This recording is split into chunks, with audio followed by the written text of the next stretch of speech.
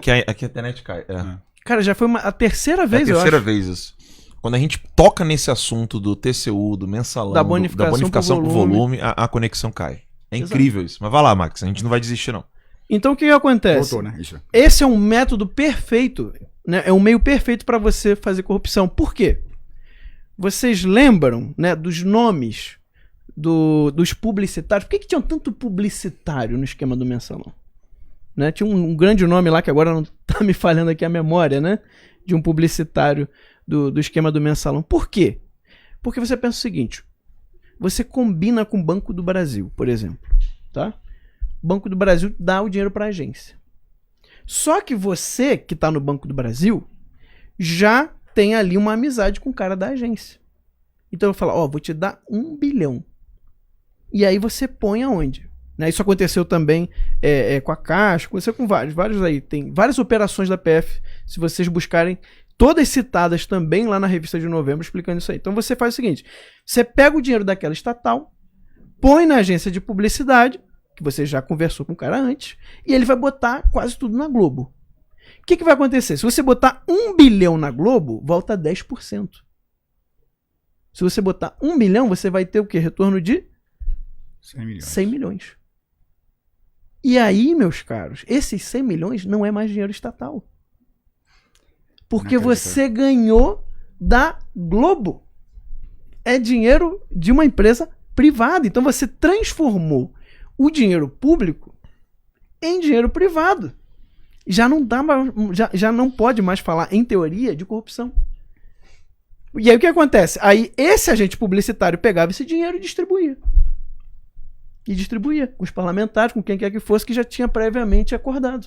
Então, esse meio era uma fonte aí, um cano, né, de escape, de descarga imenso para você lavar dinheiro, para você pegar dinheiro de corrupção e você magicamente transforma o dinheiro da estatal em dinheiro privado. Lavagem.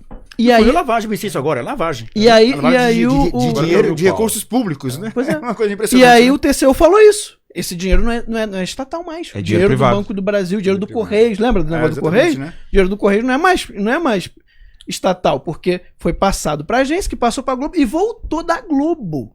Logo, é um dinheiro privado. Ou seja, a Globo hoje, ela é não apenas uma empresa de comunicação, uma grande TV, ela é um órgão absolutamente antidemocrático e que ela só trabalha para manter-se no poder junto com seus comparsas que estão no poder.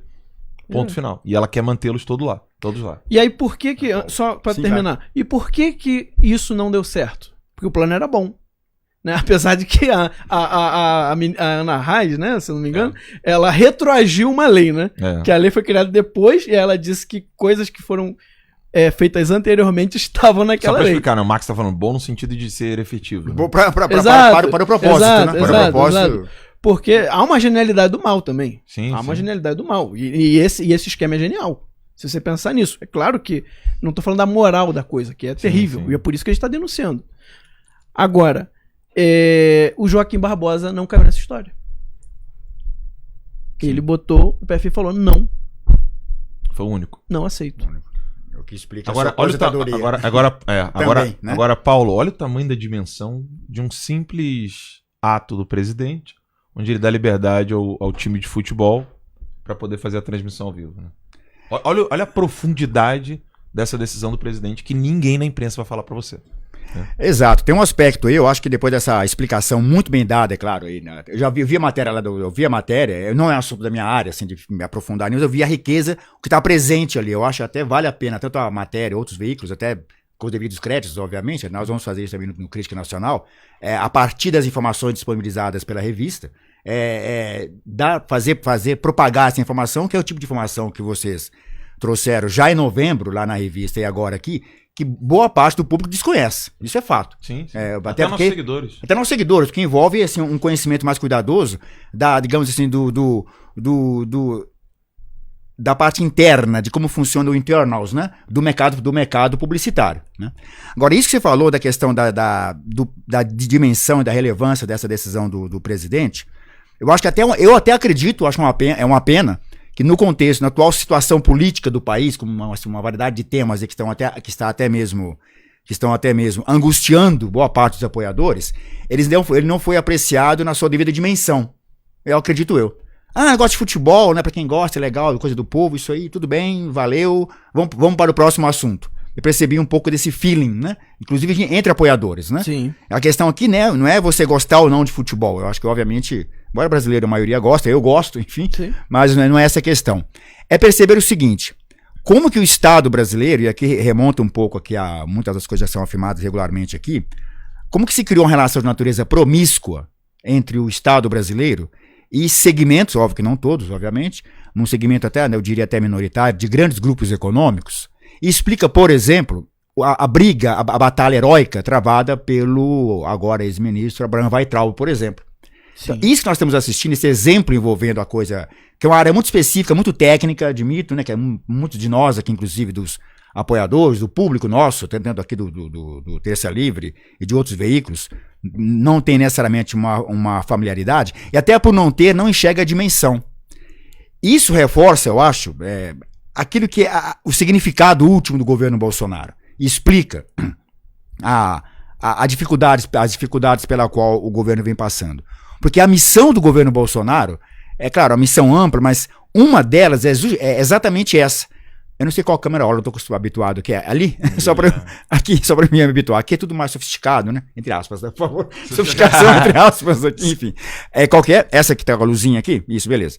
A missão do governo Bolsonaro, eu acho que isso que as pessoas têm que entender, uma das facetas dessa missão é justamente isso, ou seja, quando a gente fala em resgatar o Brasil para os brasileiros, ou seja, combater o estamento burocrático, no sentido que todos aqui acredito, entendem e sabem qual é exatamente essa, ou seja, ao longo das últimas décadas, o Estado brasileiro, ele passou a servir-se, né, da população, dos recursos que são tomados, né, por meio de impostos, e fundamentalmente manter uma relação de natureza promíscua, né, com determinados setores, que não são todos, deixar bem claro aqui, com determinados setores que têm essa vocação de natureza monopolista. Isso explica, por exemplo, a linha editorial, que eu diria que não é de oposição. É razoável um veículo de imprensa ter uma linha editorial de oposição a um governante. Acho que isso está longe de ser um problema na democracia. Mas a linha de ataques. O que nós vemos a Globo fazer desde quando iniciou o governo Bolsonaro, a gente não pode, de maneira alguma, interpretar isso como sendo um exercício de liberdade, como sendo amparado, digamos assim, formalmente, pelo exercício da liberdade de expressão e pelo direito de qualquer jornalista, qualquer veículo, de ser oposição a um dado governo. Não é isso. O que nós vemos é uma guerra com vários capítulos, né? Muitas, inclusive talvez o mais dramático deles. Foi aquela tentativa criminosa, né? Feita numa reportagem criminosa, que foi uma peça, na verdade, é uma peça acusatória criminosa, de envolver, por exemplo, o nome do presidente com a questão envolvendo Marielle, por meio da história de um porteiro, etc., sim, que levou o presidente a vir a público, né, lá da Arábia Saudita, né, em viagem, enfim, vir de madrugada para poder se explicar aquilo tudo. Nós não vimos desdobramentos disso. Então, acho que isso é de amostra para a real dimensão do tamanho do nosso inimigo, né? Então, no caso, essa medida aqui, eu volto a insistir, eu acho que ela não foi muito bem apreciada no sentido, né, compreendida na sua profundidade, o que ela significa. Tem algumas implicações que eu acho muito interessantes. A primeira, o presidente até usou da sua própria característica que a gente conhece, dá parabéns Bolsonaro, né, e faz todo sentido de dizer isso, mas eu acho que tem um aspecto que é muito importante. Ela vai fazer com que o público que aprecia futebol passe a ver na internet o seu meio. Todo mundo sabe que você pode pegar a internet e ligar por um dispositivo, por uma televisão, telão, essas coisas todas, enfim, né? Passe a ter acesso mais regular à internet, né? Ou seja, ele vai ter acesso para entretenimento? Vai. Mas o que estávamos conversando agora há pouco aqui, antes de entrarmos, né? O que vai acontecer? Uma parcela desse público, ao assistir lá o jogo do Flamengo, do Corinthians, de qualquer coisa que seja, assistir no YouTube, ele vai, com um dado momento, após o jogo, durante o jogo, no final do jogo, que o seja, ele vai começar a aparecer para eles lá aquelas sugestões, né, de vídeos, etc. Em um dado momento, esse público, uma parcela talvez pequena inicialmente, ela vai começar a ver que no YouTube você tem mais que futebol, né? Você vai começar a ver que tem o Terça Livre, você vai começar a ver que tem os nossos amigos youtubers, outros veículos, dizendo algumas coisas, e uma parcela pequena desse público vai algum dia, vai ter uma luz lá, vai clicar ali, né, para ver quem são esses caras do Terça Livre que eu nunca ouvi falar, Quem é o crítico nacional? Que pra mim, nunca vi, né? Nunca vi na Globo, nunca vi em nenhum outro lugar. Quem é o Bernardo Kilster? Quem é a Paula Marisa? Quem é, enfim, quem é o Fernando Melo e assim por diante. Então, eu acho que isso tem uma vantagem, entre outras coisas, um efeito aí que eu acho que vai ser de médio prazo, evidentemente, de trazer para essa mídia que interessa, que é a mídia digital, por meio de dispositivos digitais, que inclui até a televisão, né? Você pega o celular, você liga lá na televisão, enfim, trazer esse público que está na mídia convencional, trazê-la para a internet. Com a diferença que ele vai perceber ali que a internet vai abrir para ele um universo de opções que ele pode explorar, vai encontrar muita porcaria, e existe porcaria mesmo, mas vai encontrar coisa ali que ele nunca vai ver em outro lugar. Então, acho que até esse efeito colateral positivo, ele vai, sem dúvida alguma, existir. E, por fim, acho que uma coisa que vale a pena lembrar, que o professor Olavo lembra sempre. O Brasil é talvez o único país do mundo ocidental, né, tirando as ditaduras oficiais, né, de Cuba, China e outros, em que você tem um veículo de televisão que tem esse grau de monopólio, um veículo de televisão que responde sozinho por mais da metade da audiência da televisão. Nós temos que acabar com isso. Não é fechar a Globo, como disse bem aqui o Alan. A gente não vai fechar a Globo, SBT, ninguém quer fechar nada, né? A gente quer fazer com que os veículos, os instrumentos de comunicação de massa, que primeiro passe a valer uma regra de mercado, deixe de depender do Estado, como depende hoje, né? O próprio exemplo aqui do Terça Livre, de alguns outros veículos, o Terça Livre é o maior exemplo de todos, é um exemplo de que é possível fazer um jornalismo de qualidade, fazer um veículo, que você não tenha nenhuma dependência do Estado, zero dependência, né? Eu entendo, segundo, se estiver errado me corrijam aqui, que é a diretriz editorial do próprio Terça Livre ter dependência zero de qualquer recurso público. Assim como é no nosso canal também, no Crítica Nacional. E outros acredito que vão nessa direção. Então é possível sim ter meios de comunicação diversificado, até com diretrizes políticas distintas, é bom que tenha, é necessário que tenha, sim, sem qualquer relação de natureza de dependência com o poder público. Porque o que nós temos hoje, como o Alan explicou, o que é isso? Nós temos, na prática, TVs estatais. Nós temos uma grande estatal de meio de comunicação, que é a Rede Globo, que é sabido que a sua receita, fundamentalmente, ela depende, grande parte, ela tem uma origem pública, né? Então é preciso começar a quebrar isso. Público ou esquemas como esse, que envolvia, no caso, esse monopólio que era exercido pela emissora, no caso de transmissões esportivas. A tendência, acredito eu, que isso vai aumentar. Começou com o Flamengo, né? Foi o primeiro clube que fez isso. E hoje o Vasco. Hoje tá o Vasco. E são campeonatos estaduais, que em geral tem menor interesse do público. Mas imagine isso sendo levado para o Brasileirão. Que até o público que não é muito afeto a futebol, mas acompanha. Eu gosto, quando eu tenho tempo, vou lá. Eu gosto de ir num bar, tomar cerveja, assistir o jogo do meu time, que é o Corinthians, no telão. Cara, só tem milhante aqui, né? Só tem milhante aqui, né? Cadê faltou o Fernando, né? Faltou o Fernando, né? O Fernando também é corintiano. Então, 2 milhantes aqui, o Fernando e o Ítalo é flamenguista, o Max também. Então faltou o Fernando só aqui. Só eu posso ficar tranquilo. Agora o que eu posso dizer pra você? Você vai no bar tomar sua cerveja, assistir o jogo, mas pega o YouTube, pega o link do YouTube e põe lá no telão, tomar cerveja e ver seu jogo. Deixa eu só dar um aviso, pessoal, que eu fiquei acompanhando o chat aqui, o pessoal disse que travou muito e parece que tinha caído e voltou. Vamos lá então, né? Tô acompanhando aqui, que não parece que não caiu não. Quem puder, depois baixem essa transmissão ao vivo. No Facebook, eu acho que ela deve estar intacta lá. E a do Twitter também. Mas aqui no YouTube, quando a gente toca nesse assunto... É impressionante, né? É incrível, cara. Incrível. E lembrar, acho que só para finalizar a pauta seguinte, né? Isso serve, de novo, para as pessoas lembrarem, com todas as dificuldades que nós estamos passando, que são grandes, né? Enfatiza aquilo que eu acho que é a coisa mais importante que temos no Brasil hoje, do ponto de vista, o apoio ao presidente Bolsonaro. Total. Nós entendemos as dificuldades, fazemos a crítica, no caso nosso aqui do Crítica Nacional, quem conhece a nossa diretriz, ela procura combinar essa necessidade de cobrança, essa necessidade, eu diria que é uma cobrança, né? O mostrar o problema que existe, né? Mas ela tem que estar associada, é mais no sentido, tem esse problema aqui, até para que o público tome ciência dele e poder estar ao lado do presidente para poder vencê-lo. Porque imagine, um ato, né, no caso dessa medida provisória que envolve a questão dos clubes, transmissões, etc. E lembrar, que o Alan lembrou bem aqui, essa engenharia técnica, digamos, para a modulação dessa medida provisória, teve esse aí o papel, a participação importante do Fábio Weingarten, que, como disse o Alan, que ele é criticado muitas vezes nas redes, a crítica do jogo, mas as pessoas têm que entender o trabalho de comunicação do governo, até agora, era extremamente limitado, todas as suas deficiências, inclusive, por ingerência de outras áreas, da área tecnocrata. Foi assim no começo com o Santos Cruz, ao qual a SECOM estava subordinada, e foi durante esse período agora, ainda na SECOM, com o Luiz Ramos, o general Luiz Ramos, que dentro de uma outra visão de como devem ser as coisas, que criava enormes limitações para a eficácia da comunicação do governo. Então, se é para criticar a comunicação do governo, critique a pessoa certa. Critique hoje o senhor Luiz Eduardo Ramos, que ocupa a Secretaria-Geral do Governo, mas com essa mudança agora para o Ministério, a gente acredita que ela vai melhorar e precisa, de fato, melhorar. Iniciativas como essa, acho que foi um exemplo já, né? Vai ser oxigenado, né? Oxigenado, na verdade, que precisa. Exatamente. Uma alegria ter o Paulo aqui, né? Sim. Eu agradeço a satisfação, eu assisto Terça Livre madrugadas. Porque quando eu paro, porque o trabalho quando nosso... dá pra parar, né? Não dá pra parar, mas aí eu durmo 3 horas por dia, porque eu pego madrugada do Terça Livre, o Fernando Melo, nossos amigos youtubers aí, as super lives, né? Também, enfim. Eu acho que essa coisa de dormir 3 horas por dia deve estar em alguma regra de vida de fundadores, né? Desses grupos, né? De comunicação. De comunicação, porque o Alan também é assim.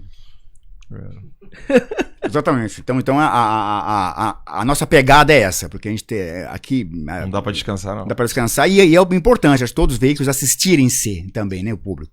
Até para ver, até porque tem diferenças de abordagem, de tom, que é muito bom que tenha, né? Que é maravilhoso. A gente aqui não é o que mostra a falácia, né, da narrativa mentirosa e criminosa criada por Luciano Ayan, que serviu de base para o inquérito ilegal a partir da CPMI e seguiu, foi depois para o STF, ou seja, de que existe uma grande articulação de veículos conservadores, existe um diagrama que alguém recebe ordem de não sei de quem, que veio de cima. Não existe nada disso, amigos. Alguém já falou que o Mauro falou hoje, né? O Mauro Fagundes.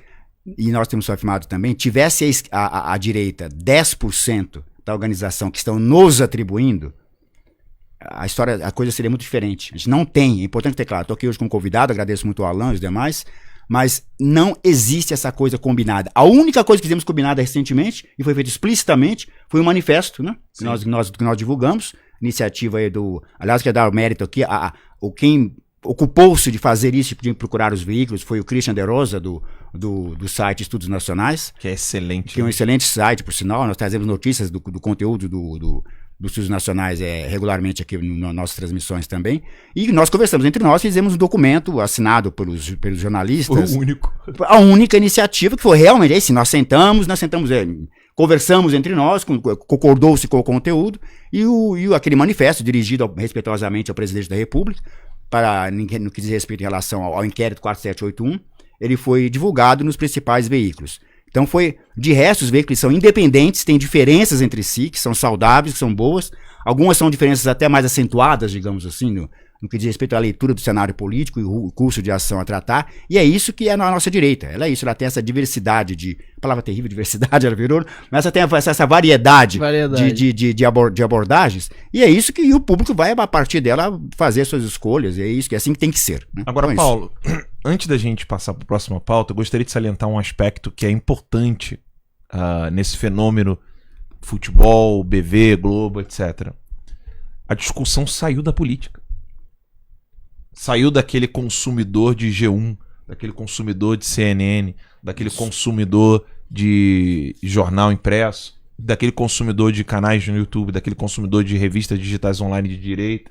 A discussão Globo é um problema para a democracia, Globo é um problema para a economia, Globo tem monopólio, Globo mantém acordos com gente que está no poder, saiu da nossa bolha. Que é importante. E foi pro futebol. As hashtags Globo Lixo num jogo do Vasco, num jogo do Flamengo, diz muito do que vai acontecer. A Globo não só está perdendo na justiça, perdendo monopólios, como ela perdeu por completo a estima. Antes era assim, agora eu sou ator da Globo, pronto. Publicidade em todos os produtos. O cara participava de todos os programas da Globo. Todo mundo queria tirar uma foto. Hoje as pessoas estão meio sem graça São parentes. de se apresentar. São eu parentes sou da Globo. de dizer assim, eu sou ator da Globo, mas desculpa aí porque é meu emprego que eu tenho por É, enquanto, é, não tem outro, né? O Se cara, fosse o cara já chega de se chega desculpando. de- desculpando, meu emprego, né? Não tem outro, se for o É. caso. E ela tá perdendo essa estima num ambiente absolutamente alheio à profundidade da análise. Isso significa que a consciência da população com relação aos erros e aos desmandos da Globo foi muito longe. Essa consciência ela chegou até lá. Eu gostaria até de ouvir o Paulo com relação a isso, porque isso é um preâmbulo de uma queda indizível. Porque nem a TV Tupi, quando ela perdeu para a Globo, ela perdeu a estima da população. Ela simplesmente foi sumindo. Agora, o que a gente está vendo com relação à Globo é uma perda de estima pública. Ela perdeu por completo a confiança do telespectador. A confiança do leitor. Isso não está mais na esfera política. Eu estou falando aqui daquela pessoa que não acompanha canais de direita, não acompanha sites de direita, não acompanha redes sociais. Aqui tá precisando de entender. Não acompanha o debate da direita ou da esquerda, seja lá o que for. É aquele cara que tá ali, pô, hoje vai ter jogo do Flamengo lá, e o cara vai lá, zoa, paga a terceira divisão, não sei o quê. E o cara vai lá e mete Globo lixo. O negócio foi muito longe. Isso é um preâmbulo de uma queda indizível. Sim. É difícil até imaginar qual será a profundidade da queda da Globo nos próximos anos. Antes o Big Brother Brasil era sucesso certo nos trending topics no Twitter. Hoje não mais. Hoje quem saía do Big Brother Brasil ia direto pro Congresso Nacional sem nenhuma dificuldade. Hoje não mais. Isso é um lado positivo que está acontecendo. Uma consciência política do povo brasileiro. Por mais que tudo pareça um apocalipse, um troço horroroso, tenebroso, parece uma nuvem negra que nunca sai de cima do Brasil.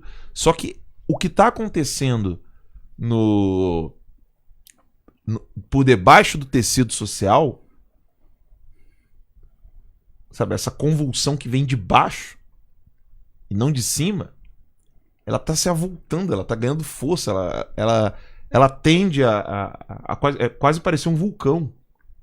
Quando esse vulcão explodir, a lava vai consumir a Globo. Porque a população tá se conscientizando. Puxa, eu fui enganado na novela, fui enganado no jornalismo e agora eu tô descobrindo que eu fui enganado até no esporte. Por que o horário do jogo é 9h45? Não é 9h45, 10 horas. Porque para as pessoas é péssimo. Eu acho péssimo. Para as pessoas é um horário péssimo. Não tem transporte público. Pois é. Aumenta a insegurança. Quem tá em casa, né, dorme tarde, tem que acordar cedo no outro dia. Sim. O horário péssimo. Quem vai assistir o jogo, quando acaba o jogo, não tem transporte mais. Lá, quem vai no Maracanã sabe como é que é isso. É um terrível. O ônibus não tem. Você pega o trem, né, metrô, mas se o lugar que você for não tem nem trem no metrô, meu, tá perdido. Tá perdido. Por quê? Por que é 9h45? Porque tem Jornal Nacional e tem novela. Só por isso. Libertadores, mesma coisa. Até em Copa do Mundo a Globo conseguiu em alguns momentos, tá? Interferir em horário de jogo e principalmente jogos da seleção brasileira. Isso está muito bem explicado. Eu citei, né, nas matérias que eu fiz em novembro da revista, mas isso está muito bem explicado num livro chamado O Lado Sujo do Futebol. É um livro, acho que é um jornalista da Record, agora eu esqueci o nome dele, mas ele é conhecido. Que vale muito a pena ler, muito a pena saber os meandros dessa história. Ele explica aí muito bem essas questões de Copa do Mundo, a briga da Globo com a CBF, com o Ricardo Teixeira, né, em que ele faz... Quando a Globo começa a falar mal do Ricardo Teixeira, quando sai uma notícia contra ele, porque nunca falava contra ele no Jornal Nacional, quando saiu uma notícia contra ele, por causa de vários escândalos que estavam sendo, já não dava mais para esconder, ele botou um jogo da seleção às 8h30. Exatamente. Que é o horário que já foi feito pesquisa, o Clube dos 13, quando ele terminou, ele fez uma pesquisa lá, quando ele terminou não, quando ele abriu a licitação, ele fez uma pesquisa com o público para ver qual seria o melhor horário do futebol, né? E o público botou 8h30 da noite. E aí o Cáceres botou o jogo da seleção 8h30 da noite. E aí ele depois se gaba, né? Derrubei um jornal nacional e uma novela das 9. Você sabe o que é isso? Ele falou isso, né? Então, assim, o discurso teatral da esquerda e do PT, né? Que a Globo... Nós somos contra a Globo, contra o monopólio da Globo, porque a Globo é de direita. Né? Agora a população está entendendo que não tem nada disso. E que, na verdade, a Globo... Ela não é nem de direita nem de esquerda. Ela é pró-poder. Exato. E ela quer estar no poder. E aí, como o Bolsonaro não queria que ela estivesse no poder, ninguém peitou a Globo como ele. O povão olha, entende e fala assim, cara, eu nem curto muito algumas coisas do Bolsonaro não, mas ele tá peitando a Globo, ele tem meu apoio. Eu ouvi isso na época da campanha. De gente que falava que votava no PT. Agora deixa eu só fazer um merchan rapidão aqui. No canal do Will Halber a gente botou uma meta lá, né, de 50 mil, ele bateu rapidinho. O canal Crítica Nacional, que eu vou pedir para que vocês se inscrevam ali, a meta é 100, tá, galera? Então tá 44 ali. Vamos bater 100 mil mais rápido ali. E aí cada vez que o Paulo Enéas entrar aqui, a gente faz mais publicidade ali para bater de 100 em 100, para bater 1 milhão logo, igual Terça Livre. Então tá ali, quem quiser acompanhar as excelentes análises do Crítica Nacional, do timaço do Paulo, então é só correr ali, clicar em se inscrever no canal dele. Tá com 44 e 100, a gente quer terminar o programa com 50 lá, tá?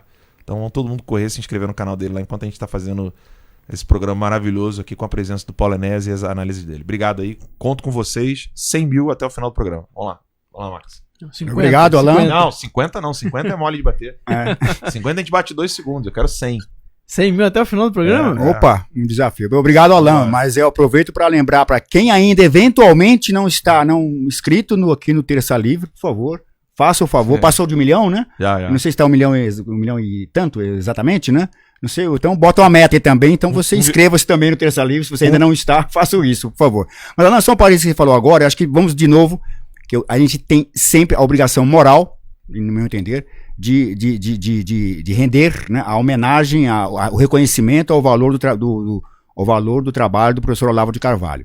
Isso que o Alan tratou agora aqui, o professor Olavo, sem tirar o mérito da análise do Alan, obviamente, mas está embasado seguramente, em muito que o professor Olavo já vem falando, esse ano, já no final do ano passado, antes, né, um pouco ano passado mais ou menos, ele diz uma coisa que nós temos que ter muito em mente, até para lidar com um problema terrível que tem uma parte dos brasileiros, mas a parte da elite, né? Não é do povo, né? De uma baixa estima, né? De dizer, brasileiro, o que não presta é brasileiro. O brasileiro é preguiçoso, o brasileiro não sei o quê, não é isso. O professor Olavo diz, que, na leitura dele, que o povo brasileiro é hoje o povo mais politizado do mundo. Sim. O termo politizado eu não gosto muito, né? Ele tem uma origem, mas vamos usar aqui para abuso de linguagem, né? É um povo que tem a maior consciência política. Consciência política, né? O povo politizado. consciência política. Politizado é um termo de origem, a gente sabe muito bem a origem dele. A gente até usa por abuso de linguagem às vezes. No seguinte sentido, não, isso é importante ter claro isso. Não ter hoje no mundo, talvez a exceção do leste europeu, né? Polônia, um pouco de Hungria, enfim. Não tem hoje um povo com mais clareza. É claro, não é a totalidade do povo, a gente gostaria, mas uma parcela expressiva da população, com a clareza e entendimento do que aconteceu com ele nas últimas décadas, digamos assim. Quando alguém que aprecia futebol e talvez não necessariamente esteja acompanhando, né, os fatos da política, né, ele não tem interesse, ele não assiste nada, não assiste nem Terça Livre, nem Crítica Nacional, nem nada. Mas ele não acompanha as coisas, digamos. Mas ele vai assistir um jogo na internet e põe lá a hashtag Globolixo, e parece que durante a transmissão, eu não consigo, esse jogo eu não vi, eu fui ontem, né, eu tava, enfim, com coisas aqui, mas das pessoas se manifestando dessa maneira, isso tem um significado muito grande, porque isso não é modismo, né, ele não tá na onda, ele tá entendendo o que significa a Rede Globo. Ele tá entendendo que a Rede Globo, por exemplo, impede, a pessoa que tem um pouco mais, sei lá, uns 40 anos, eu tenho mais que isso, né, um pouco mais de 40, ele se lembra que quando ele era criança, ele assistia de manhã lá um programa infantil, que fosse desenho, qualquer coisa, né?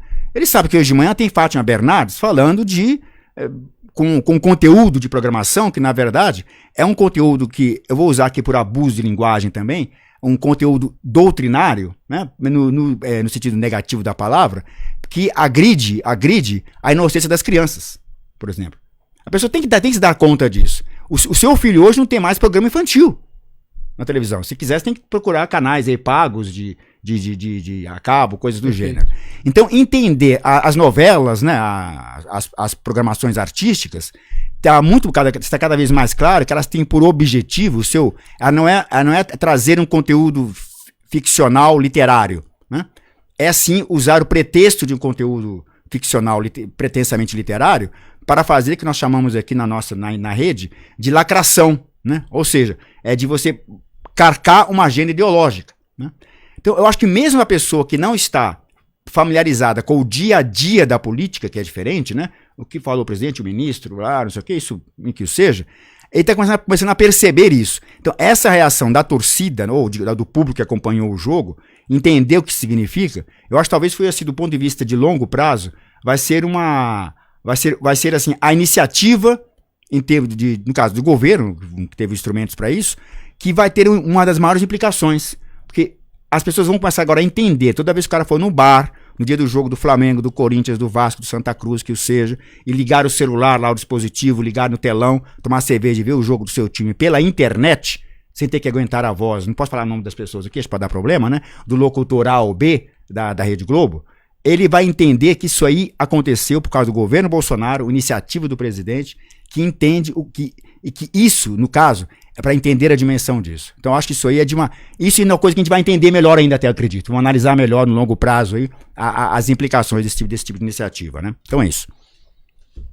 Isso aí. E Max?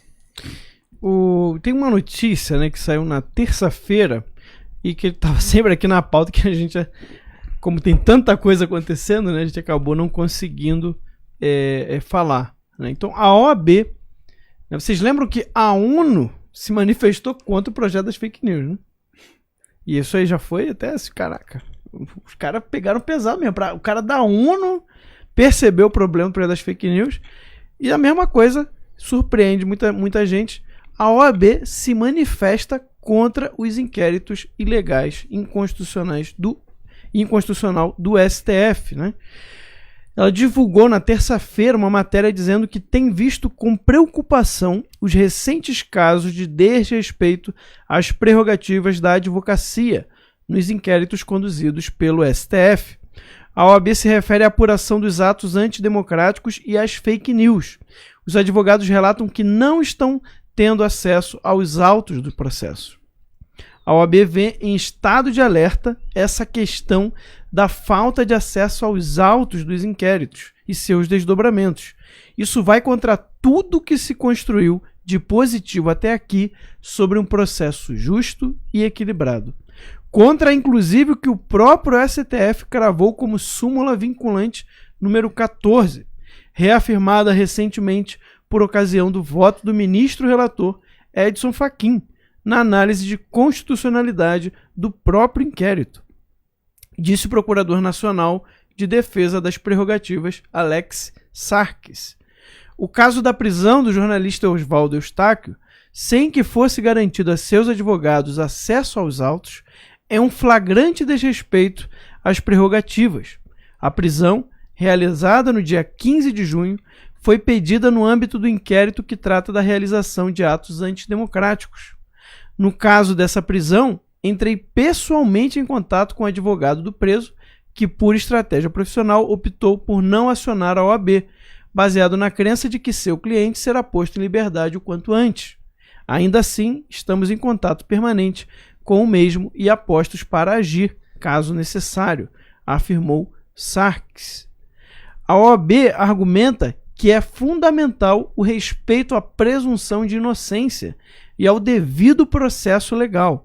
Segundo o Procurador Nacional de Defesa das Prerrogativas, a OAB aguarda posicionamento do relator do habeas corpus, né, que eles impetraram, o ministro Edson Fachin, em relação a tão flagrantes e preocupantes violações, acreditando em uma decisão que leve em consideração que tais procedimentos não se coadunam com a democracia que todos pretendem defender, seja combatendo atos antidemocráticos, a disseminação de calúnias e mentiras degradantes, seja defendendo as prerrogativas da advocacia, né?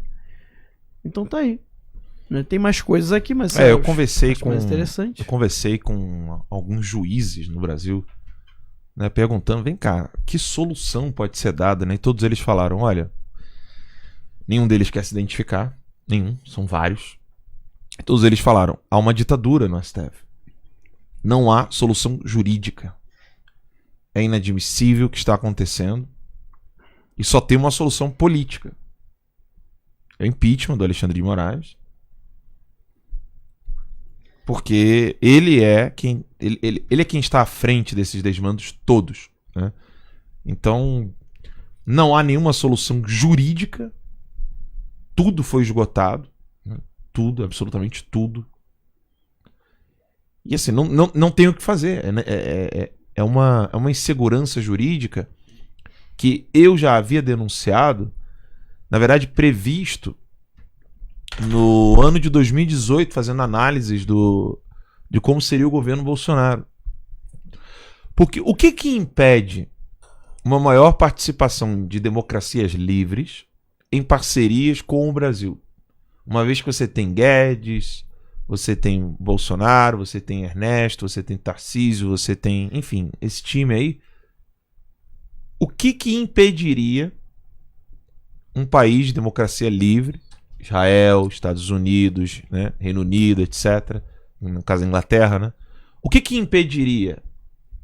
Só haveria um único empecilho: a insegurança jurídica. Porque qual empresa internacional que fala assim, opa, agora eles querem livre mercado, eles vão aprovar a reforma da Previdência, depois vai ter reforma tributária, depois vai ter reforma trabalhista e que não sei o que. Pô, agora vai dar para investir no Brasil. O último empecilho era a insegurança jurídica. Só que eu nunca imaginei que essa insegurança jurídica teria a cara de pau de fazer uma perseguição fascista ao arrepio da lei de caça a jornalista. É duro admitir, mas o que está acontecendo juridicamente hoje no Brasil é 10 mil vezes pior do que todos os anos do PT. Nenhum jornalista de direito foi preso durante o governo do PT. Verdade. É triste admitir isso. E não é culpa do Bolsonaro. É triste admitir isso. E o mais triste admitir é a sonolência do André Mendonça. Nada acorda o André Mendonça. É impressionante. Prende-se manifestante, prende-se jornalista, invade casa de jornalista, invade jornais, como aconteceu com o Contexto Livre, aconteceu com o Folha Política. Folha Política. Que foi praticamente fechado, né? Fechado. Lembrar que, sem interromper, o Folha Política é importante. É isso. Lembrar que nós não combinamos nada aqui, isso é bem claro para o público, inclusive, né? Não combinamos nada aqui. O que a Alan está falando, nós estamos dizendo no Crítica Nacional também, que nós temos hoje a situação no Brasil em que você tem, na verdade, um regime de ditadura decorrente de um outro poder, do judiciário, que obviamente que não é o presidente de um membro do outro poder, que é do judiciário, criando uma situação que não nós dissemos textualmente isso na edição dessa semana, eu e a Clau, uma situação que não observou-se nem mesmo nos momentos, digamos, mais críticos do governo petista. Sim. Isso é de uma gravidade tão grande que mostra para onde foi. No caso da Folha Política, um site que acho que eu não conheço ninguém daquele site, não sei se vocês também têm, não conheço ninguém, não tem, eu já vi matérias deles, algumas eu concordei, outras discordei, isso é irrelevante, mas nós temos no Brasil, depois, salvo engano meu, o Alan conhece a história melhor que eu, pode me corrigir, desde a era de Vargas, da ditadura do Estado Novo, não tinha imprensa fechada por decisão de órgão do Estado no Brasil. Eu desconheço. O regime militar. Eu perguntei a Leda. Pois eu fui entrevistado pela Leda, eu perguntei isso pra ela. O regime militar brasileiro, aqui você pode achar o que quiser do regime militar, a discussão é outra, mas até onde eu sei, ele não fechou o veículo. Chegou lá na cacetada e fechou. Vai fechar isso, fechar aquilo. Ele não fechou ninguém, nada.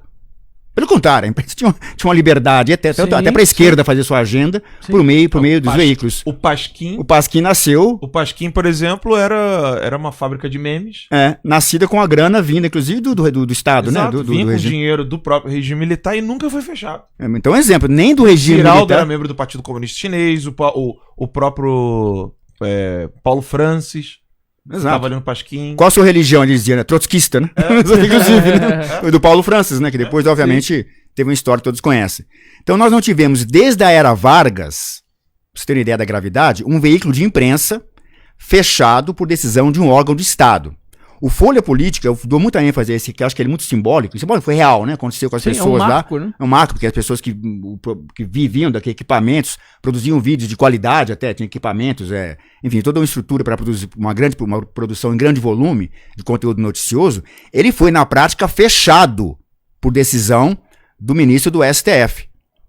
Vejam, quando você tem uma situação no país em que um órgão de imprensa ele é fechado por um ato de violência do Estado, isso você só tem em ditaduras.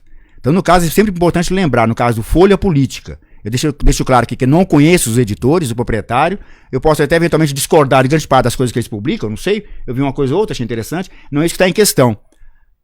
Isso é exemplar, porque está fazendo uma situação cujo último exemplo foi talvez há quase um século, né? Se você botar com esticar ao máximo, foi na época do Estado Novo. Sequer no regime militar tivemos isso. Então, não vou te interromper, mas porque eu acho frisar esse aspecto. A característica singular de estarmos acontecendo agora em 2020, um ato de violência do Estado, que só viu-se um paralelo lá atrás, na década de 37 em diante, na época do regime de Estado Novo de Getúlio Vargas, que mandou fechar mesmo, né? Quando ele fechou a tribuna, não sei qual, enfim, fechou um negócio. O André Monteiro ele mandou aqui pra mim que teve a Rádio K do Cajuru em Goiânia, que foi fechada várias vezes durante o governo do Marconi Perillo, né? Que ele falou aqui que teve esse episódio aqui, né, da Rádio K do Cajuru em Goiânia. Eu desconheço, tô sabendo que agora... Também não conheço, não sabia. Pela informação do André Monteiro.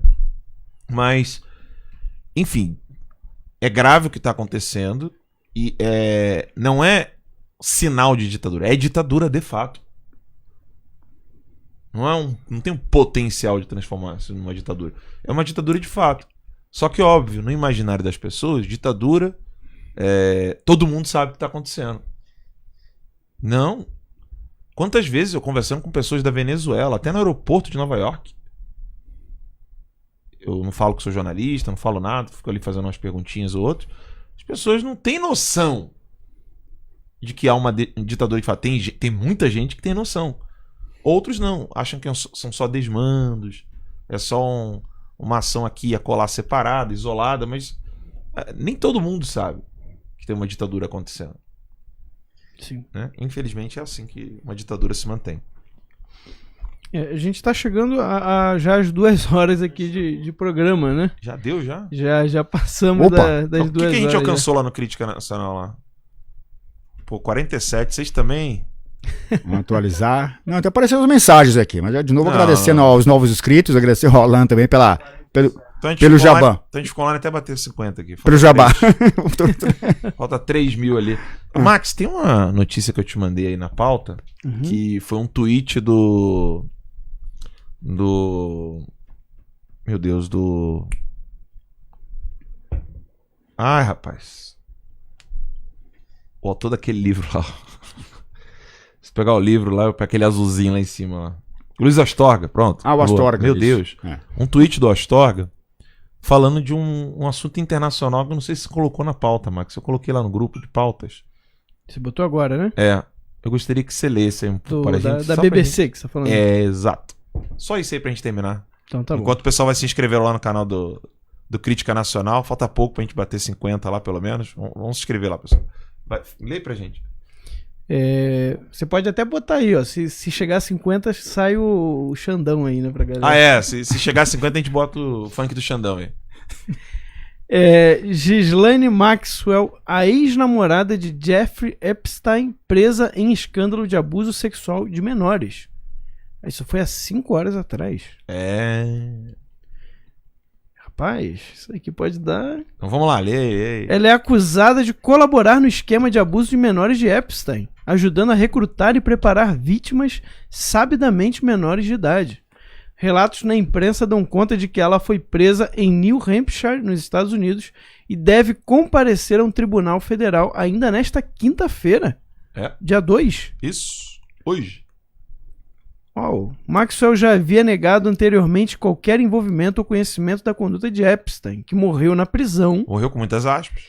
Eu vou explicar daqui a pouquinho. Em 10 de agosto. Morreu com aspas, é curioso, tudo bem. Vai lendo aí. Enquanto aguardava, sem possibilidade de fiança, seu julgamento por acusações de tráfico sexual. Né? Porque, na verdade, as aspas é a questão do suicídio, né? Que eles teriam dito que ele se... Vamos lá. Eu vou explicar, pessoal. O bilionário foi preso no ano passado em Nova York após acusações de que ele comandava uma rede de meninas menores de idade, algumas com apenas 14 anos, com finalidade sexual. Encontrado sem vida na prisão, Epstein teve sua morte determinada como suicídio. Tá muito bem escrita essa matéria, hein? Tá. Ela não afirma que ele cometeu suicídio, a matéria. E é da BBC essa matéria. Uhum. Quais são as acusações contra Ghislaine Maxwell? 4 dos 6 processos, no quais a ex-namorada de Epstein é ré, referem-se a fatos ocorridos entre 1994 e 1997. Quando Maxwell era, segundo a acusação, uma das assessoras mais próximas de Epstein e também tinha com ele um relacionamento íntimo. As outras 2 acusações de 2016 são por perjúrio. Segundo as acusações, Maxwell deu assistência, facilitou e contribuiu para o abuso de meninas menores por Jeffrey Epstein, ajudando Epstein, entre outras coisas, a recrutar, preparar e finalmente abusar das vítimas com menos de 18 anos, o que era sabido por Maxwell e Epstein. Então as acusações específicas são conspirar para atrair menores a viajar para a prática de atos sexuais ilegais, incentivar viagens por menores para a prática de tais atos, conspirar para transportar menores com intenção de envolvimento em atividade sexual criminosa, transportar menores com a intenção de envolvimento em atividade sexual. Né? A matéria é bem grande, tá? Mas eu acho que já deu para entender. E eu acho que o mais interessante vai ser o Alan explicando isso aqui. Porque se você gosta das sessões Red Pill do Terça Livre, né? Essa sessão Red Pill que vocês vão ter agora não. É devastadora. Vamos lá. Eu quero que ele coloque esse vídeo aí na tela pra gente. Põe aqui todo mundo junto por enquanto. Eu quero esse vídeo aqui na tela. Vai preparando aí o áudio, tudo, porque eu quero esse vídeo com áudio, tudo direitinho, tá? Pra gente poder ali. Eu publiquei um vídeo em... Deixa eu ver a data aqui. Esse vídeo é de 30 de abril de 2018, onde eu relato a prisão da atriz que fazia Smallville, né? E a atriz do Smallville, seriado Smallville, Superman lá. Estava no SBT na época. Isso. A atriz ela foi presa como membro de uma seita chamada NXIVM nos Estados Unidos. Isso nunca ganhou relevância no Brasil. Nunca. Pouquíssimos portais de notícia no Brasil. Eu conheço Terça Livre, né? Que não vi mais ninguém comentando. A seita NXIVM. Isso aconteceu em abril de 2018. Onde eles marcavam as menores de idade. Eu vou mostrar tudo isso no vídeo ali daqui a pouco. Marcavam as meninas que viravam escravas sexuais. Elas todas estavam ligadas ao Epstein e ligados ao Lolita Express, ligadas a Hillary Clinton, ligados ao Bill Clinton, a família Clinton, ligados ao Obama, ligados ao Pizzagate, ligado a todo um esquema de ritual satânico com a Marina Abramovic, que usa leite materno, esperma e sangue humano nos seus rituais satânicos, onde ela diz que são performances, tá? E ali, nesses rituais, eles fazem atos sexuais com menores de idade, pedofilia, praticam pedofilia, fazem meninas de escravas sexuais, e tudo isso ligado ao alto escalão do governo americano na época Obama. Clinton Obama. E ao bilionário Epstein, que é quem financiava as campanhas da família Clinton e do Obama. Isso nunca virou assunto de relevância aqui no Brasil. Ninguém nunca chegou a comentar isso nos jornais brasileiros. Como é que você tem ritual satânico, pedofilia, meninas como escravas sexuais, tudo isso comprovado, e aí agora dá uma olhadinha nesse vídeo aqui que eu quero que vocês assistam comigo, mas coloco o áudio lá, assista esse vídeo aqui rapidinho para que você...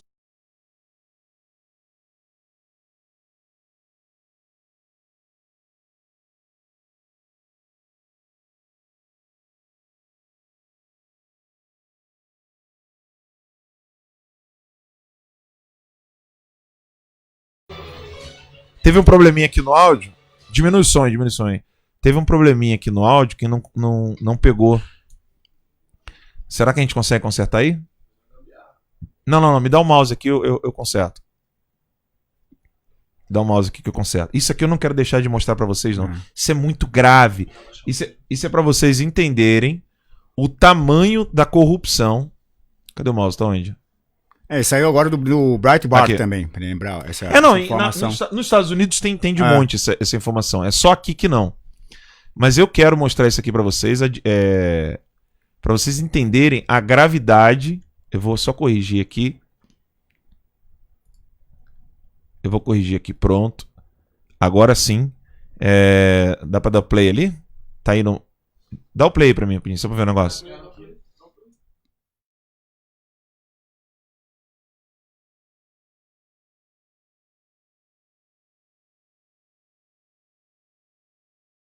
Boa tarde a todos, tudo bom? Hoje, dia 30 de abril, tem uma notícia bombástica para dar para vocês. Eu sou o Alan dos Santos e você está no canal Terça Livre.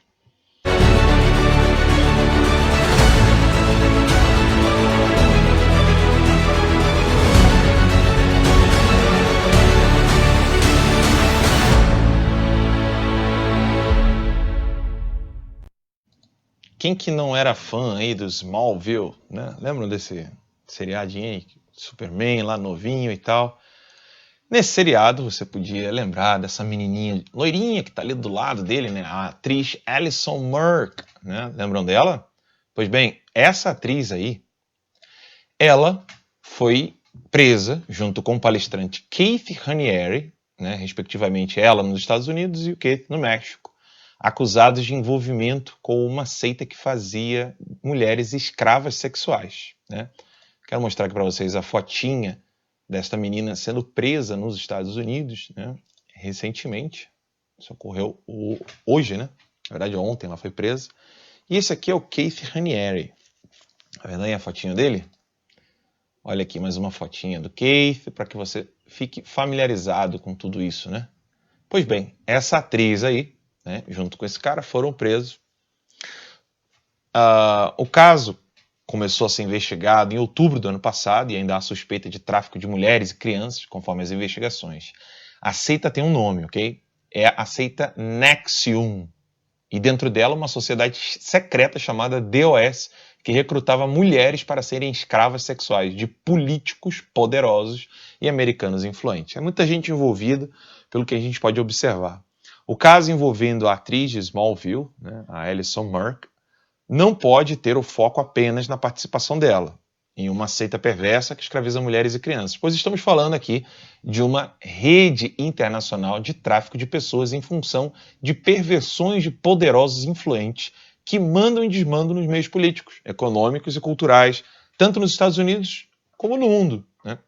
A seita NXIVM é mais um exemplo dos perigos da mentalidade revolucionária e do globalismo, como a gente sempre diz aqui no Terça Livre, para que vocês estudem bastante sobre esses perigosos princípios que querem controlar todo mundo, né? E engana-se quem pensa que as coisas não estão associadas, pois vivemos em um mundo absolutamente secularizado, onde as pessoas que estão no poder se acham capazes de tudo em nome de seus projetos megalomaníacos de domínio e controle das populações mundiais, destruindo valores tão caros para nós, né, como os valores cristãos e da família.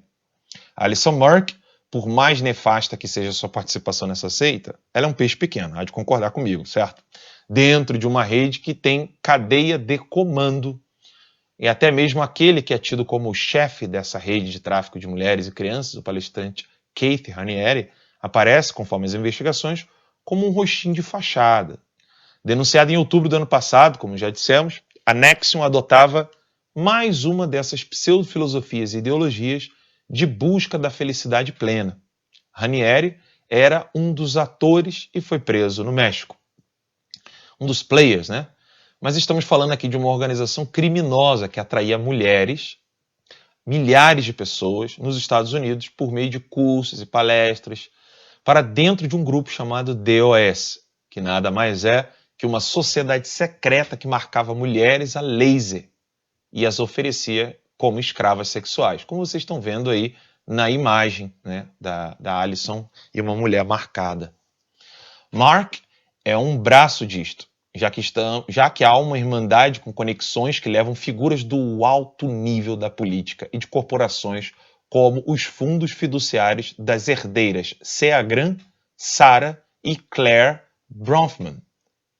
Estas são as informações que, mesmo com a cobertura da grande mídia, muitas vezes a fake news esconde em função de seus interesses.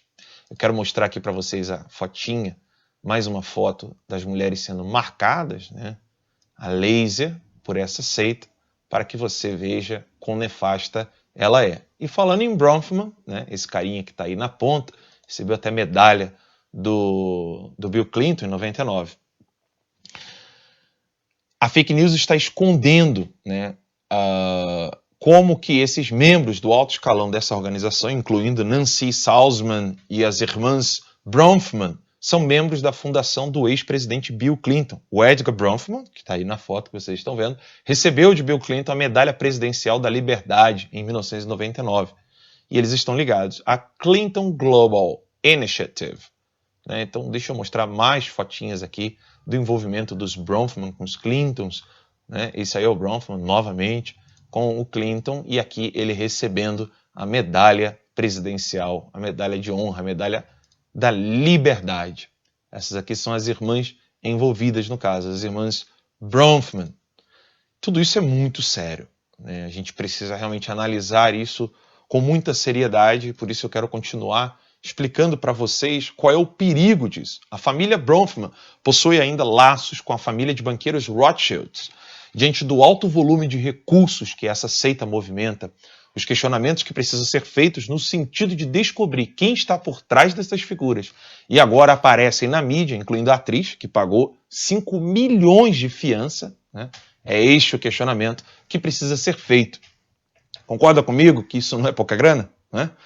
Estamos diante de uma das faces dessas organizações que defendem o globalismo ao expor pessoas que são influentes e envolvidas em um esquema que financia ONGs no mundo todo e não por acaso não são esses valores aí pervertidos, né? Esses valores que nós tanto valorizamos. Só que da forma mais palatável e dentro de um discurso ideológico que vem sendo vendido na mídia de forma geral, quando tenta empurrar a goela abaixo aborto, incesto, pedofilia e todo tipo de liberação sexual. São mentes pervertidas, capazes de tudo, com dinheiro, influência e meios de longo alcance para transformar a sociedade dentro de um projeto de engenharia social, enquanto por baixo do pano exercem seus poderes e taras por meio de uma rede muito bem estruturada. Eles destroem famílias, valores cristãos, na busca de tornar este submundo que hoje escondem a futura superfície do planeta. Ou seja, tudo isso que eles acabam fazendo por debaixo dos panos, amanhã é o que eles querem como algo normal para a sociedade. Escravizar mulheres, fazer culto satânico, etc. Neste caso, há nomes que precisam ser expostos. Todas as ligações devem ser esmiuçadas, pois é ainda algo mais grave do que aquilo que estamos vendo. E o que estamos vendo já é gravíssimo. É de enojar qualquer pessoa que ainda mantenha o mínimo de bom senso esconder ou fechar os olhos para uma monstruosidade dessa. É preciso saber qual é o peso dessas pessoas que participam dessas fundações aqui citadas dentro dessa seita. É preciso detalhar esta seita, como ela se financia e saber qual é o caminho do dinheiro. A perversão e a mentalidade revolucionária andam sempre juntinhas ali, lado a lado. E a história mostra isso quando analisamos a vida secreta, com muitas aspas, de nazistas, comunistas e etc. Não é por acaso que essa gente financia grupos de esquerda em todo o mundo para destruírem os valores tão caros à nossa sociedade como os valores morais e cristãos. Judaico-cristão, né? A Alison Murk, o Keith Raniere, a Satan Action, Nancy Salzman, as irmãs Bronfman, que são ligados à família Clinton, podem ser apenas personagens coadjuvantes, onde Rothschilds, Clinton e outros são protagonistas desse grande filme de terror. E aí eu te pergunto, quem a mídia brasileira, assim como a CNN, New York Times e todos os outros grandes sites de mídia, chamam de heróis, né? E o malvado é o Trump. Vai entender. Bem, vocês viram ali esse vídeo que eu fiz há 2 anos atrás, mostrando que eles estavam pegando um personagem qualquer, né, na trama, que no caso foi essa Alison Murk aí, a atriz que foi presa e pagou fiança de $50 mil no mesmo dia. E todo mundo achou que esse caso não iria mais adiante. Tem vídeos, inúmeros vídeos no YouTube, mostrando toda a imprensa americana, toda a imprensa americana, com exceção de alguns programas aqui a colar na Fox News, dizendo o seguinte: o caso da Lolita Express, Pizzagate, é tudo fake news, fake news, fake news, fake news, fake news, fake news. Então eles anunciavam, falavam fake news, anunciavam, falavam fake news, anunciavam, falavam fake news. Tem uma compilação. Se vocês colocarem Pizzagate, Lolita Express e compilation, né, em inglês, lá você vai encontrar a imprensa americana inteira falando que isso era fake news. Aí o Jeffrey Epstein foi preso pela Polícia Federal. Ele estava numa prisão federal em New Jersey, lá no estado de Nova York. E aí as câmeras pararam de funcionar e ele, aspas, suicidou-se. E todo mundo achou que o caso teria parado. Aí agora a gente tem aí a prisão da Ghislaine. É Ghislaine ou Ghislaine? Como é que é o nome dela? Maxwell. É Ghislaine Maxwell. Ghislaine Maxwell. Então agora a gente tem aí a prisão da Ghislaine, mostrando que o Trump não está dormindo nesse caso. É fundamental para que os Estados Unidos se libertem das amarras desse Deep State, né? Deep State, para quem não sabe, é uma palavrinha que é como se fosse um estamento burocrático. São aqueles poderes que ficam ali dentro do Estado, a galerinha que está tomando conta, né? É o que o pessoal chama de sistema, né? O molecada agora é o sistema, é o Deep State. E aí... Só uma coisa, a fiança foi de $5 milhões, né? Que você falou 50 mil. Perdão, 5 milhões. Obrigado, Max, pela correção. E aí, o caso Epstein é um caso que ninguém quer que venha à tona. Porque se ele vier à tona, vai acabar prendendo Hillary Clinton, Bill Clinton, Obama e tutti quanti. Isso não é equivalente a prender Lula no Brasil. Isso é equivalente a prender Lula, Aécio, você tá entendendo? Zé Dirceu, o senador lá,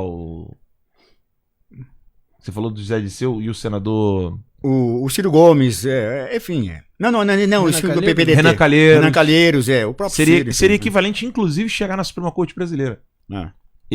Se isso acontecer nos Estados Unidos. Uhum. E aí o que isso representa? Não só a reeleição do Donald Trump, mas o estabelecimento da direita americana para os próximos 15 anos. Fácil. Não vai ter discurso antifa, não vai ter discurso sou antirracismo, não sei o quê. Nada vai sustentar, porque o americano ele já está ciente do caso do Epstein. Foi muito escandaloso o Epstein ter sido preso, bilionário, financiador do Partido Democrata, e do nada se suicidou dentro de uma prisão federal e as câmeras de segurança apagaram. Exatamente no momento que ele cometeu suicídio. Faz um exercício no Google aí, escreve ali, bota no Google Epstein, Jornal Globo, ou Folha de São Paulo, Estadão, né? Coloca aí pra gente ver que tipo de notícia a gente tem no Brasil. Nada. Quase nada. Notinha de rodapé. Colocou aí? Epstein, Globo. Mostra ali na tela, vamos lá ver. O que nós temos aí na tela? Que tipo de notícia a gente tem no G1 ou coisa do tipo? Bota aí pro pessoal poder ver. Vamos lá. Jeffrey Epstein. Coloca lá na tela pra gente ver.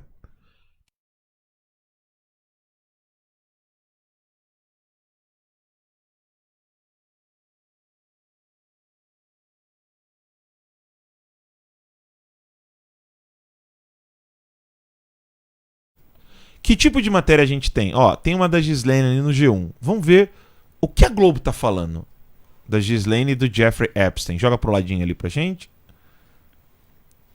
Vamos ver que tipo de matéria a gente tem. Ghislaine Maxwell, ex-namorada de Jeffrey Epstein, é acusada de aliciar meninas, é presa nos Estados Unidos. Vai descendo ali, vamos ver o que eles vão falar ali. Vamos lá. Ex-namorada, é sócia, e sócia durante anos de Jeffrey Epstein.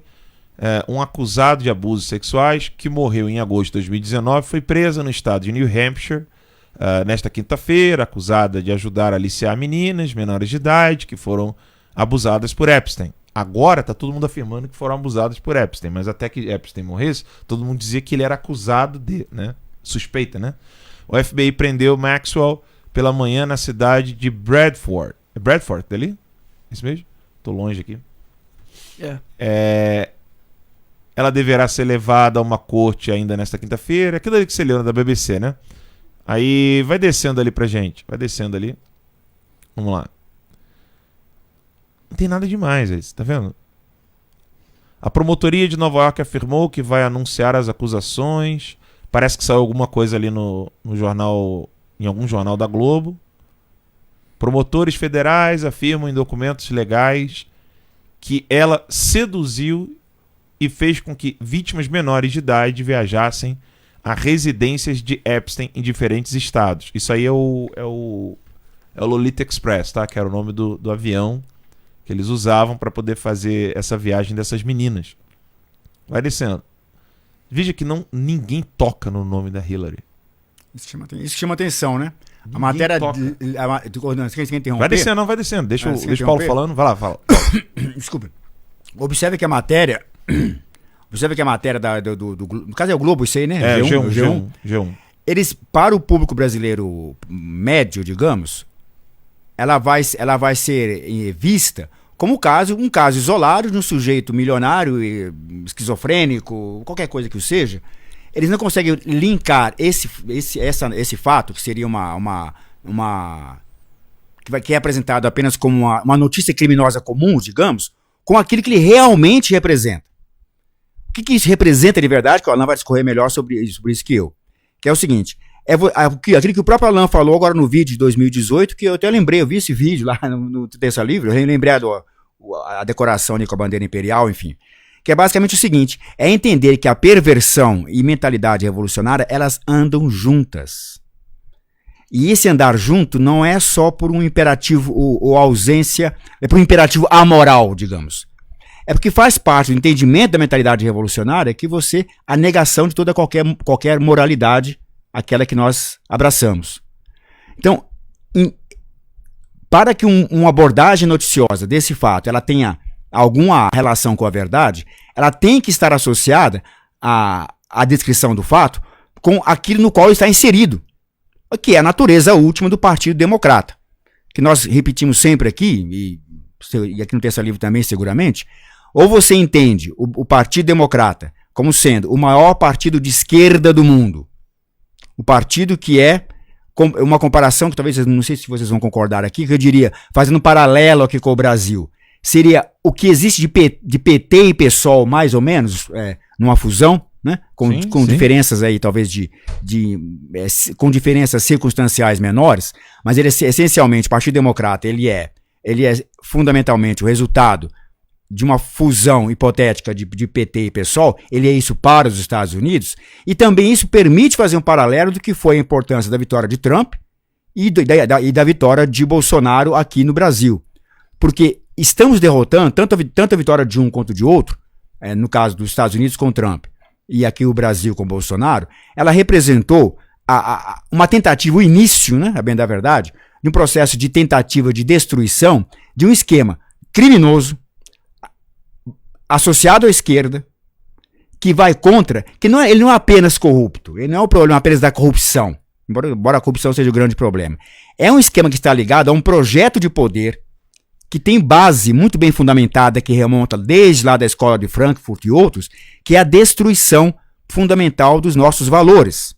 E essas pessoas, elas vivem de acordo com esse padrão amoral ou imoral. Ou seja, então o fato de haver, por exemplo, no alto escalão, como existia, do governo, do então governo comunista, socialista de Barack Obama nos Estados Unidos, uma relação dessa natureza, envolvendo inclusive práticas de pedofilia, satanismo e outros, você tem que fazer um esforço para entender não como apenas uma esquizofrenia ou ainda que criminosa, ou apenas uma coisa de natureza excêntrica. Faz parte do que se chama de patoso, né? Que os especialistas chamam. Ou seja, faz parte da visão de mundo que essas pessoas têm que elas vivem aquilo dessa maneira e querem colocar aquilo como padrão de vida para a sociedade. Vamos pegar o caso da pedofilia. O que o professor Olavo de Carvalho dizia já há alguns anos? Que um dos horizontes da agenda comunista esquerdista para o Ocidente é justamente não apenas tornar a pedofilia uma coisa legalizada, é você condenar a rejeição à pedofilia. Até algum tempo atrás, não sei se tem ainda, pode até fazer um teste aqui, você entrava na Wikipédia, você encontrava um termo, um dia eu fiz questão de verificar isso, mostrei lá no nosso site, lá Tempos Idos. Você encontrava o termo pedofilofobia. Que horror. Não, você procurava na Wikipédia em português. Pedofilofobia ou um termo parecido. Para dizer o seguinte, existe um mal, que é as pessoas que condenam a pedofilia, então o problema são elas. Elas que vão ser criminalizadas. Então percebam, esse item está presente na agenda da esquerda e outras agendas dela decorrentes estão associadas a ela, que é a ideologia de gênero e tudo aquilo que nós conhecemos, presentes nas escolas, assim por diante. Então entendo, a esquerda, ela é mais, você não pode pensar o movimento revolucionário como sendo apenas um projeto, digamos, de natureza econômica, aquela bobagem, estatizar meio de produção, aquelas coisas de manual, aquela definição de comunismo que se encontra em dicionário e enciclopédia, que é aquela que o Marco Antônio Villa conhece, por exemplo. Ou você entende como um projeto de natureza ambiciosa, que visa não apenas, porque ela visa o poder, mas o poder para quê? Para exercício do poder de per se apenas? Não.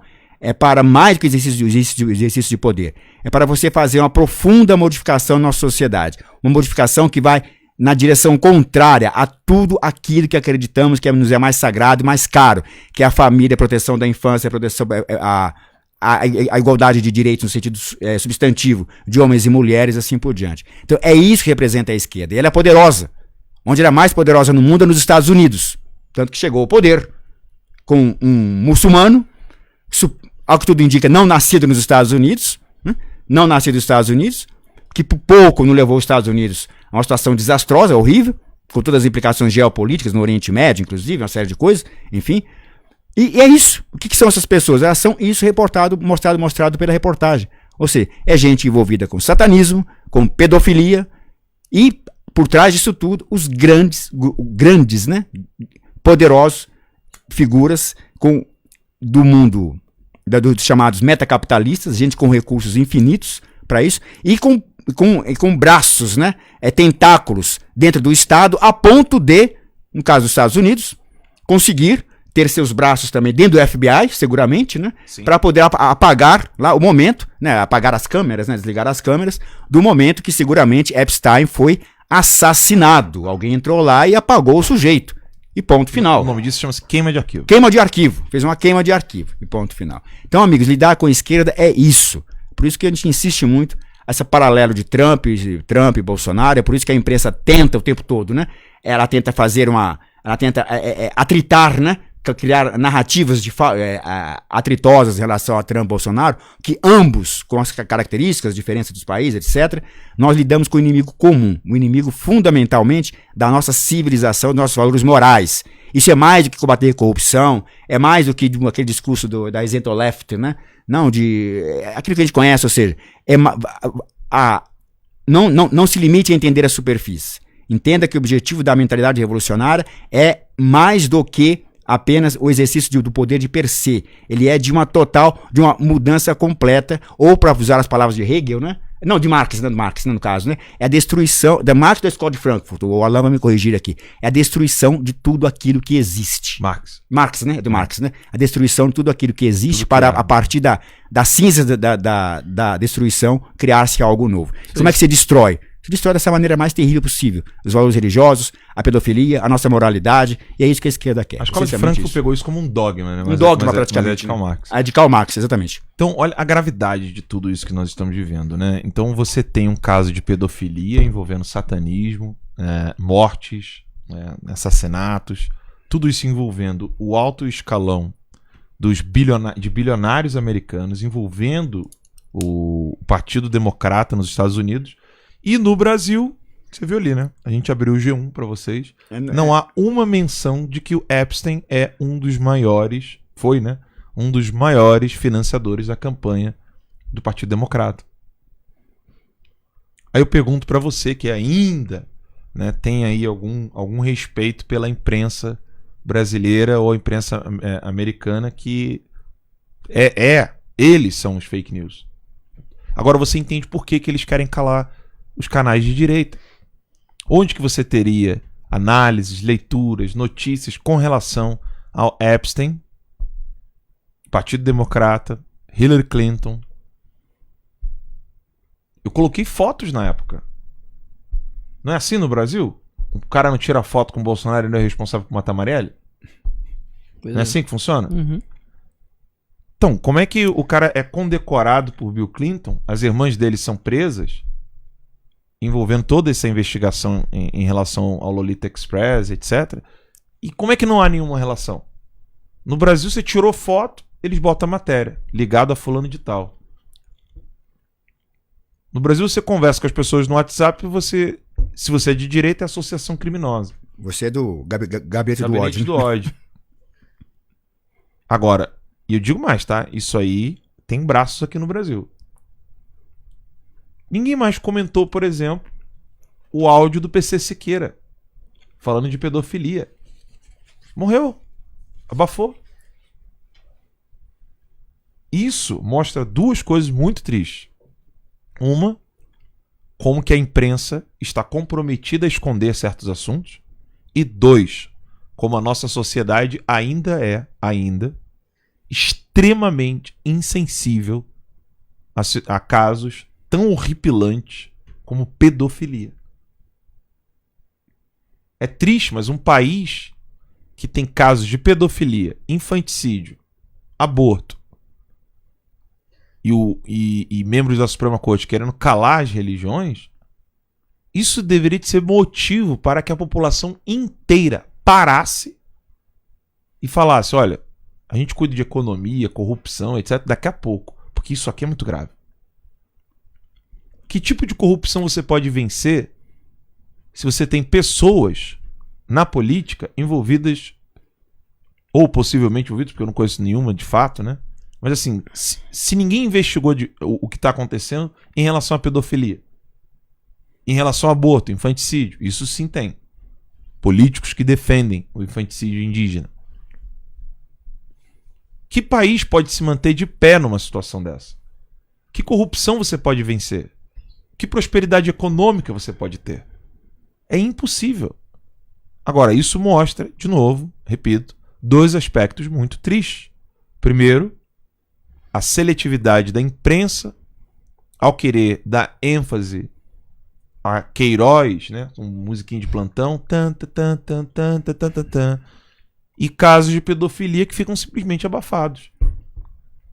E há um terceiro aspecto ainda que é mais triste ainda, que é a questão daqueles que deveriam investigar, como Polícia Federal, Ministério Público e o Judiciário, que estão quietos, não se movem, não movem uma palha para encontrar esses pedófilos, que é um caso assim, eu não consigo nem nem fazer muitas análises com relação a isso, porque isso é de arrancar os cabelos, dá vontade de sair quebrando a porra toda. Agora, a insensibilidade da população mostra que quem quiser lutar contra isso não terá tanto apoio assim. E tem um aspecto, Alan, rapidinho, eu acho que tem que lembrar. Uma sociedade ela pode passar por uma crise econômica, né? Acontece, os Estados Unidos passaram, né? 29, Sim. Tudo mais, enfim. Até para uma guerra civil, né? A guerra civil americana, tudo mais. Ela sobrevive, né? Agora, quando uma sociedade, os seus membros, elas começam a perder, é isso que o Alan falou. Quando a insensibilidade às questões morais mais caras, ela passa a reinar, você não precisa de guerra civil, não precisa de crise econômica, não precisa de nada. Ela vai ruir. Uma sociedade que ela começa a aceitar, a insensibilizar-se, né? Aos ataques aos seus valores mais caros, ela vai ruir por conta própria. Lembrar que os comunistas perceberam isso, o movimento revolucionário, né?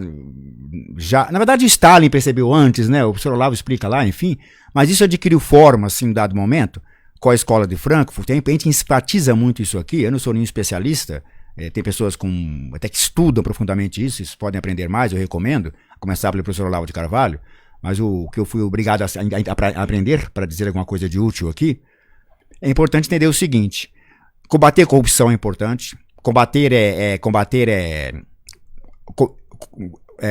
a corrupção, ter projeto de economia para a economia crescer, avançar e tudo mais, tudo isso é de importância inquestionável. Né? Inaugurar a água lá do São Francisco Nordeste, isso aí não está pondo em questão a importância não está em questão a importância dessas coisas. Porém, a coisa mais importante para nós, para os brasileiros, de modo geral, e vale para os americanos, para o Ocidente, é a preservação dos seus valores. Se você se torna insensível a eles, você pode ter resolver problemas econômicos, combater a corrupção na sua superfície, mas aquela sociedade, ao longo do tempo, ela vai se corroer, até que ela perde a sua identidade, suas raízes, suas histórias. Isso acontece muito hoje na Europa, por exemplo. Alguns estudos acadêmicos apontam até o fim do Império Romano por conta desse fator. E até uma frase do historiador, que eu não vou lembrar agora, talvez o Alan saiba, que diz que as civilizações elas não são destruídas, elas desmoronam. Uma frase parecida com isso, alguma coisa nesse sentido. Então isso reforça de novo a importância de uma figura como o próprio Trump nos Estados Unidos e de Bolsonaro no Brasil. Porque a gente elegeu o Bolsonaro, claro, para combater a corrupção, para acabar com a tomada cá no Congresso, para tudo aquilo que a gente sabe, né, o seu programa de governo, e a razão pela qual nós o apoiamos.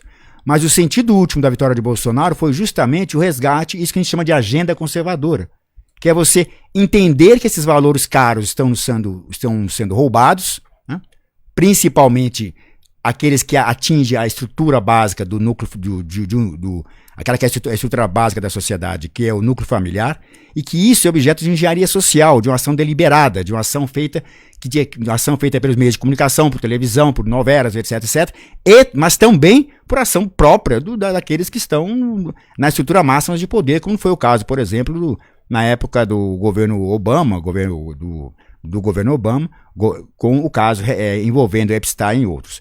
Então eu vou finalizar aqui dizendo isso, ou seja, nós temos que entender que a nossa luta ela é espiritual e ela é fundamentalmente moral, para defender aquilo que nós julgamos correto, que é nossos valores familiares, nossos valores morais, aquilo que é o objeto e o alvo das ações da mentalidade revolucionária. E eu queria lembrar disso, porque aquilo que o Alan falou no vídeo de 2018, ou seja, a perversão e a mentalidade revolucionária andam juntas. Elas andam por uma finalidade muito clara. Eles querem nos destruir aquilo que nos é mais caro. E para fazermos frente a isso, a gente tem que reafirmar esses valores. Tem a luta política convencional, digamos, mas a reafirmação recorrente desses valores é um caminho que a gente tem obrigação de seguir para a gente fazer frente a esse inimigo, né? E esse inimigo tem um nome, é esquerda, é globalista, é comunista, e tudo aquilo que a gente conhece, né? Exatamente. Agora a gente... Oi? Não, por favor, claro. Não vai falar, pode falar. Não, já é isso mesmo. Tá. Então a gente já tá chegando a 3 horas de live. Nós vamos... Opa, um registro histórico. A gente botar ao vivo aqui. Botar no Instagram lá pra galera seguir. A gente tá chegando de 3 horas de lá, a gente vai ter que terminar. Valeu, galera. Agradeço aí o jornalista Alan dos Santos, agradeço o Paulo Enéas, muito obrigado aí pela presença de vocês e pelas suas palavras. Tá, eu agradeço de novo, agradeço ao Alan, agradeço aqui a equipe toda aqui do Terça Livre, e é isso. Então eu agradeço aqui ao Jabá do Alan. Eu tô triste, que a galera não... Ou tinha muita gente já, mas falta 200 pessoas, tá 49,8. Você está na margem de erro. Vamos colocar na margem de erro. Agradeço aos novos inscritos, e eu agradeço ao Alan, retribuindo, lembrando a você que ainda não está inscrito, que não está inscrito no Terça Livre, faça. Hoje é o maior e mais importante veículo de comunicação da direita, dos conservadores. Eu acompanho, a gente troca impressões aqui, enfim. Então, agradecer ao Alan, agradecer ao público, é isso. A gente logo vai estar de volta, se for o caso. Tá bom? Obrigado. É isso aí. E aí, 49,8? 49,8. Pô, achei que tava cheio de moral, que a galera ia lá. 49,8. Mas como eu falei, eu agradeço aos novos inscritos, está na margem de erro. Fiquei até broxado aqui, pô. Achei que a galera ia com tudo lá, se inscrever. Puxa. Mas e aí, vai ter a música ou não vai? Não, eu tinha que... Pô... A galera tinha que bater 50. Bater 50 a gente toca uma musiquinha aí. Pelo menos a do Alexandre de Moraes aí, né? Tá aí, tá na ponta aí? Tá ali, ó. Falta pouco. Vamos supor que várias outras pessoas vão assistir aqui e a gente bate 50 até amanhã. Isso, a gente vai segurar onde já bater. Aí a gente toca a musiquinha pra quem assistiu depois aí. Mas, Paulo, perfeito. Obrigadão, Alan, mais uma vez, muito obrigado. Marcos, valeu. Obrigado. Amigos, não esqueça, Terça Livre, como é que é? Terça Livre, todos os dias, às 20h30, como é que é? 20 aproximadamente, né? Segundo. Não, mas agora a gente quer manter. Não, hoje foi a horas, exceção, porque tinha as visitas, né? Mas é 10 da manhã e 20 horas. 10 da manhã e 20 horas, é isso. Então é isso, Terça Livre. E a gente faz a nossa transmissão antes do Terça Livre, tá fazendo às 19 horas. Tem tido, ele faz com mais ou menos 1 hora de duração, crava, aí segue o Terça Livre. Então é isso, tá bom? É isso aí. Então. Valeu, pessoal. Fiquem então com o funk do Alexandre de Moraes. A gente vai ficando por aqui. Até a próxima, se Deus quiser. Valeu! Até! Hey Deus! DJ!